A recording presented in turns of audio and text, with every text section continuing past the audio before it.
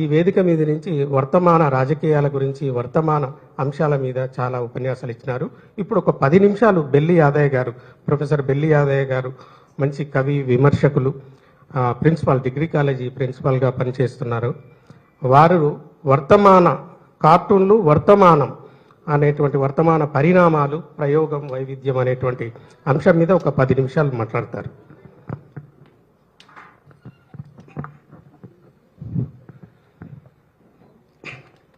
సభకు నమస్కారం. శేఖరన్న స్మృతిలో మాట్లాడాలంటే ఆయన నడిచిన నేలలో, ఆయన పుట్టిన నేలలో, ఆయన పీల్చిన గాలిలో ఒక గొర్రెల కాపరిగా నేను గడిపాను కనుక కొంచెం దుఃఖం కూడా వస్తుంది. కానీ పోయిన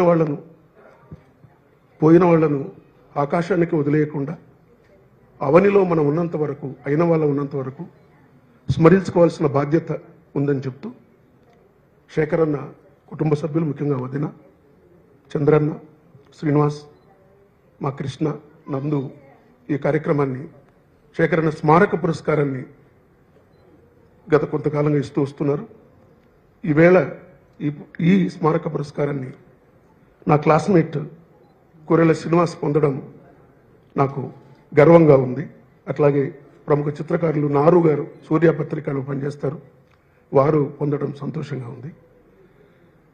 సభాధ్యక్షులు ప్రొఫెసర్ రఘు, మిత్రులు నల్లగొండ, మొత్తం నల్లగొండ వాళ్ళమే మాట్లాడితే బాగుండదు కనుక, నల్లగొండ గురించే మాట్లాడితే బాగుండదు కనుక నేను కొంచెం మీరిచ్చిన సమయం లేకుండా మాట్లాడుతూ, నిజంగానే 2006 సంవత్సరంలో తెలంగాణ ఉద్యమం జరుగుతున్నప్పుడు నేను తెలంగాణ రచయితల వేదికకు రాష్ట్ర కార్యదర్శిగా ఉన్నాను. జూలూరి గౌరీశంకర్ గారి నాయకత్వంలో, జూకంటి జగన్నాథ్ గారి నాయకత్వంలో సిరిసిల్లలో నేత కార్మికుల సిరీస్ ఆత్మహత్యల నేపథ్యంలో ఒక రచయితలుగా మేము వెళ్ళి ఓ రోజంతా అక్కడ గడిపి ఆ ఆత్మహత్యల వెనకాల ఒక తాత్విక కవితల్ని, గేయాల్ని, పాటల్ని రాసేందుకు మేము రచయితలుగా వెళ్ళాం. అప్పుడు సిరిసిల్ల బయట ఉన్న ఒక తోటలో మా అందరికి మధ్యాహ్న భోజనం ఏర్పాటు చేస్తే, ఇవాళ ఈ దేశంలో చాలా రాష్ట్రాలకు మంత్రులు ఉంటారు, మాజీ మంత్రులు ఉంటారు, కానీ ఒక టెక్నోక్రాట్, ఒక highly civilised and educated person KTR గారు రావడం, వారు ఈ పురస్కార ప్రదానానికి ముఖ్య అతిథిగా రావడం నాకు సంతోషంగా ఉంది. నేను వారిని 2006లో చూశాను. మళ్ళీ దగ్గరగా కూర్చొని చూసే అవకాశం, వారితో కరచాలనం చేసే అవకాశం నాకు ఈ సభ ఇచ్చింది. అందుకు నేను సంతోషపడుతున్నాను. 2001వ సంవత్సరంలో జూలూరి గౌరీశంకర్ గారు పొక్కిలి పేరుతో ఒక కవితా సంపుటి తెచ్చినాం. వాళ్ళ తెలంగాణ గురించి కవిత్వం రాయాలంటే బాబు పరిపాలన నడుస్తుంది, తెలంగాణ గురించి ఏం రాయాలన్నా రాస్తే ఉద్యోగాలు ఉంటాయా అనే సంశయం. ఉద్యోగాలు ఉంటాయి, పోతాయి. ఉద్యమం బలమైతే తిరిగి మనకు ఉద్యోగాలు వస్తాయి. ఎమర్జెన్సీలో ఉద్యోగాలు పోయిన వాళ్ళందరూ ఉద్యోగాలు ఉన్నారా? లేరు కదా. ఉద్యమం బలపడితే తిరిగి మన ఉద్యోగాలు వస్తాయి, మన రాష్ట్రం వస్తే మన తర్వాత అనేక మందికి తరతరాలుగా మన ఇల్లు, మన ఉద్యోగాలు, మన సంపద మనకు దక్కుదనే ఉద్దేశంతో ధైర్యంగా ఒక 121 మంది కవులం మేము కవితలు రాశాము. అందులో ఒక కవిగా నేను ఎడారి ఓడ అనే కవిత రాశాను పొక్కిలి కవితా సంపుటిలో. అట్లా సాహిత్య ఉద్యమంగా మేము కవిత్వం రాస్తున్నప్పుడు రాజకీయాల తోడు లేకపోతే, రాజకీయ ఉద్యమంగా మారకపోతే ఏ ఉద్యమం పరిపూర్ణత సంతరించుకోదు. బహుశా అమెరికాలో వాళ్ళు ఉంటే సుందర్ పిచ్చై, సత్య నాదేళ్ల సరసన ఉండేవారేమో బహుశా ఆ ఫీల్డ్లో. దాన్ని అంతా వదులుకొని తెలంగాణకు వచ్చి ఉద్యమంలో సామాన్యులతో కలిసి రాష్ట్రం తెప్పించి 2 పర్యాయాలు మంత్రిగా ఉండి నిజంగానే ఎంత చేయగలిగితే అంత చేసి ప్రజలు ఇవాళ తీర్పిస్తే ప్రతిపక్షంలో ఉండి కూడా చాలా గౌరవంగా ప్రజల్ని గౌరవంగా సంబోధిస్తూ ప్రభుత్వాన్ని ఎక్కడ ప్రజలకు ఏం చేయాలో నిక్కచ్చిగా చెప్తూ ఇవాళ సరియైన ప్రతిపక్ష నాయకుడిగా పాత్ర పోషిస్తున్న కేటీఆర్ గారు ఈ సభకు ఎందుకు వచ్చినారంటే, కళాకారులు, కవులు ప్రతిపక్షం కనుక. రాజకీయ నాయకులు అప్పుడప్పుడు పాలకపక్షం అవుతారు, ప్రతిపక్షం అవుతారు. కవులు, కళాకారులు ఎప్పుడు కూడా శాశ్వత ప్రతిపక్షమే. అందుకని ఒక శాశ్వత ప్రతిపక్ష వర్గానికి వాళ్ళను మద్దతు ఇవ్వడానికి కేటీఆర్ గారు వచ్చినందుకు అందరి తరఫున ధన్యవాదాలు తెలియజేస్తూ, జాన్ సెల్డన్ అని 17వ శతాబ్దంలో ఒక గొప్ప రచయిత ఉన్నాడు. ఆయన ఒక మాట అంటాడు. ఏమంటాడంటే, అబౌవ్ ఆల్ థింగ్స్ లిబర్టీ. అంటే అన్నింటికంటే మనకు చాలా ఉంటాయి, ఏమైనా ఉండొచ్చు, కానీ స్వేచ్ఛ ఉండడమే గొప్ప. బహుశా స్వేచ్ఛ కావాలని, ఉన్న స్వేచ్ఛను వినియోగించుకోవాలని, ఉన్న స్వేచ్ఛను పంచాలని, ప్రచారం చేయాలని కంకణ కట్టుకునేటువంటి పౌర సమాజంలో మొట్టమొదట ముందుండేవాడు కవి, కళాకారుడు. అక్కడి నుంచి మనం కొంచెం ముందుకు వచ్చేస్తే, శేఖరన్న దగ్గరికి వస్తే, శేఖరన్న మొదట మామూలు కార్టూనిస్టు. వంటగది ముచ్చట్లు, పడగది ముచ్చట్లు, బళ్ళో పిల్లల ఇబ్బందులు. ఉదాహరణకి శేఖరన్న ముచ్చట అనుకుంటే, అరే శేఖర్, వాళ్ళ అమ్మ అడుగుతుంది, అరే శేఖర్ ఇవాళ బడికి ఎందుకు పోలేదు నువ్వు? స్కూల్ లేదా? ఉంది. జ్వరం వచ్చిందా? ఏం రాలే. హోంవర్క్ చేయలేదా? చేసిన. మరి ఎందుకు పోలేదంటే, నేను ముందు బెంచ్లో కూర్చుంటే ప్రతి ప్రశ్న రోజు నన్ను ఆమె అడుగుతుంది, అందుకని పోను. నేను ఎందుకు పోవట్లేదంటే టీచర్ అడుగుతున్నాను. నేను స్కూల్కి వెళ్తే ప్రతిరోజు ప్రశ్నలు అన్నీ అడుగుతుంది, కనుక ఇవాళ పోలేదు ఎందుకంటే రేపు ఇవాళ ఎవరిని అడుగుతుందో టీచర్ని చూడాలని పోలేదంటాడు అనమాట. ఇట్లాంటి చిన్న కామిక్ స్ట్రిప్స్ నుంచి ఆయన పొలిటికల్ కార్టూనిస్ట్గా మారాడు. అంటే ఒక కవి, కళాకారుడు తన అభివ్యక్తికి, తన మేనిఫెస్టేషన్కి రాజకీయ రూపం తీసుకోవడం అనేది అంత మామూలుగా జరగదు. లోపల ఎంత సంఘర్షణ ఉంటే, లోపల తన క్లాస్ పట్ల, తన క్యాస్ట్ పట్ల, తన ల్యాండ్ పట్ల ఎంత మార్కింగ్ పొజిషన్ ఉంటే అది తీసుకుంటాడో. శేఖరన్న గిది తెలంగాణ, శేఖరన్న కామన్ మ్యాన్ మీద వేసిన ఆర్కే లక్ష్మణ్ లాగా తెలంగాణ కామన్ మ్యాన్ గురించి రాసినటువంటి అనేక కార్టూన్లు. నాకంటే శంకరన్న బాగా మాట్లాడతాడు, మన అందరూ మాట్లాడతారు. కానీ ఎందుకో స్మారక ఉపన్యాసం చేయాలని నన్ను ఎంపిక చేసుకున్నారు. ఒక రకంగా ఇది నాకు క్లాస్ రూమ్లో పాఠం చెప్పడం గంటన్నర చెప్తాం, ఇబ్బంది ఏం లేదు. కానీ అంత పెద్ద పర్సనాలిటీ ఉన్నారు, కార్టూన్ల గురించి తెలిసిన పెద్దవాళ్ళు ఉన్నారు. కాకపోతే ఉపాధ్యాయులు కూడా పిల్లలకు కార్టూన్లు నేర్పించాల్సి ఉంది.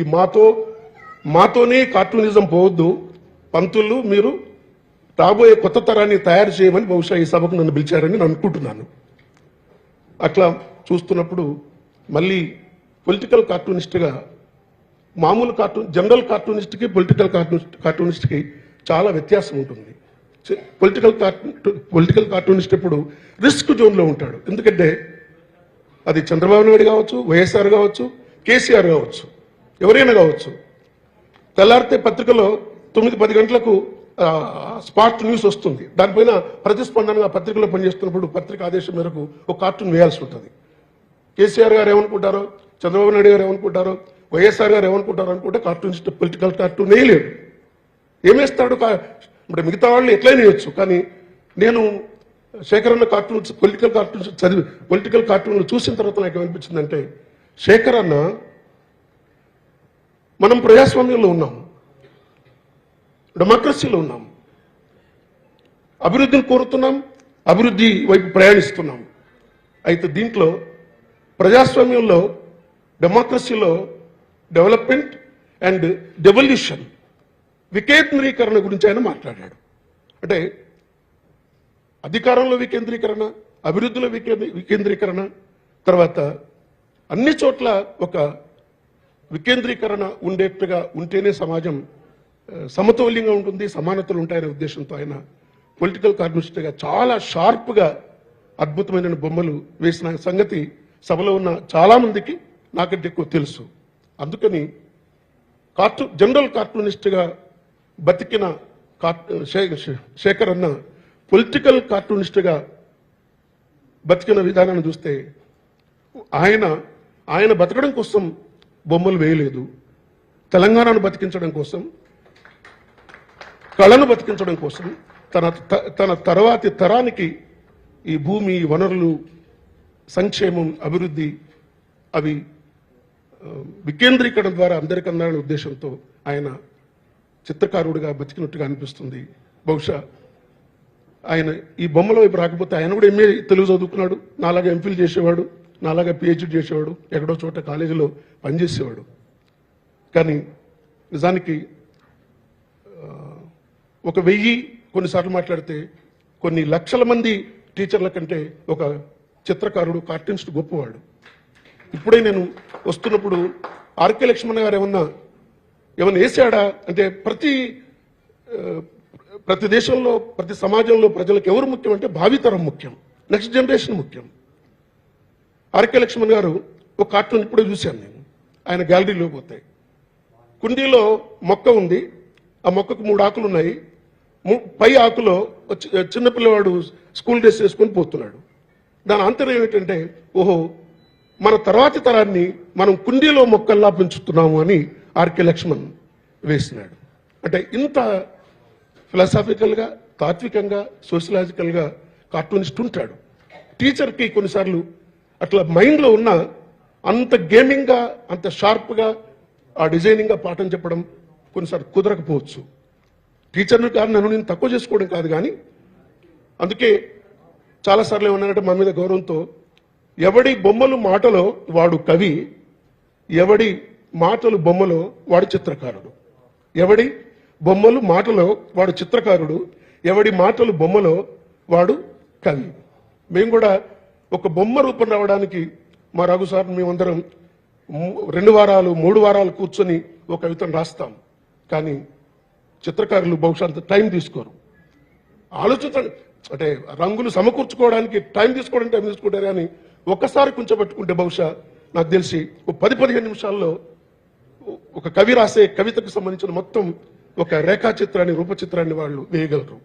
అందుకని ఇది చిత్రకారుల సభ కనుక మొత్తం మా కవుల సమాజం తరపున నేను శేఖరన్నకు నివాళి అర్పిస్తూ, శేఖరన్న స్మరణలో అదుపు తప్పకుండా ప్రతిసారి, శేఖరన్న పెద్దవాడు, మేమంతా జూనియర్స్, ఆయన పెద్ద వేటగాడు, మేము చిరు వేటగాళ్ళం అంటూ ఆయన స్మృతి సభకు ప్రతిసారి వస్తున్న ప్రతి ఆర్టిస్ట్కి, ప్రతి అభిమానికి నేను ధన్యవాదాలు తెలియజేస్తూ, మరొకసారి ఈ సభకి ముఖ్య అతిథిగా ఇచ్చేసి ఓపికతో కూర్చున్న కేటీఆర్ గారికి నా వంతు నమస్కారాలు, ధన్యవాదాలు.